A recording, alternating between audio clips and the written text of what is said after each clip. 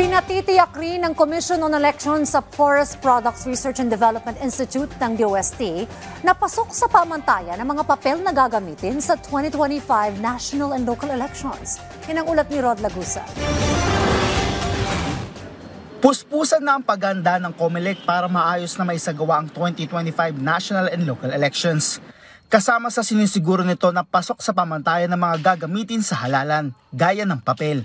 Una na nakipagnayan nito sa Forest Product Research and Development Institute o FPRDI na Department of Science and Technology na siyang magsisiguro na pasok sa standard ang mga gagamiting papel dito. Ayon kay FPRDI Senior Research Specialist Amy Beatrix Habon, masusin nilang sinuri ang mga papel na ginamit sa mga balota.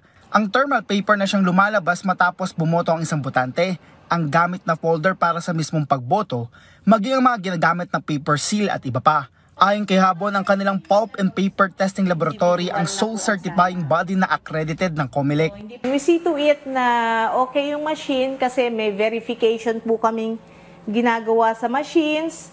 May daily calibration kami aside from pa yung external calibration from outside calibrators po na ginagamit namin. We see to it that we maintain properly the machines. Kaya po meron kaming ISO 17025. Yun po yung system namin. Meron po kaming monthly verification. Kung saan sinusuri ng kanilang mga analysts ang proseso habang may collaborative testing din na ginagawa. Paliwanag niya, bawat material ay may kanya-kanyang standard depende sa paggagamitan nito. Bago ang mismong testing ng papel, kinakailangan muna na nasa tamang kondisyon ang testing laboratory tulad nito, gaya ng pagkontrol sa temperatura na nasa 23 degrees Celsius at 24/7 tumatakbo ang laboratory na ito para masiguro na pasok sa standard ang mga isinasagawang testing dito. Ang lahat ng mga kumpanyang nais sumali sa bidding ng COMELEC ay dumadaan dito at kapag may nanalo na ay muling dadalhin ito ng COMELEC sa FPRDI para masiguro na parehong papel ang ginamit. Kasama sa sinusuri nila ay ang timbang ng papel gamit ang machine na tinatawag na analytical balance. Gamit naman ang caliper o thickness tester ay nalalaman ng thickness o kapal ng isang papel na mahalaga lalo't may specification sa mga printer at dapat agad itong ma-absorb ang ink. Gamit ang paper manager ay nasasukat nito ang brightness lalo't kinakailangan na malino na nababasa ang nakalagay sa isang papel at opacity o kung nababasa ba ang nakaprint sa likod ng papel.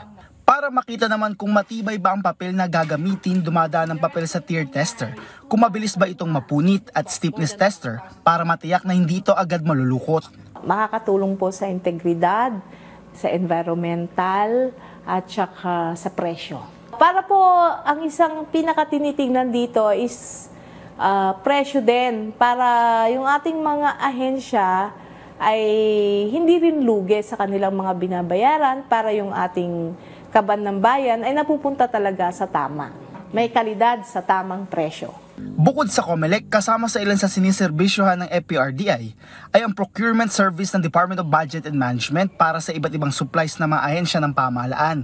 Ang LTO, DepEd, BIR, NPO at maging mula sa pribadong sektor. Rod Lagusad para sa Pambansang TV sa Bagong Pilipinas.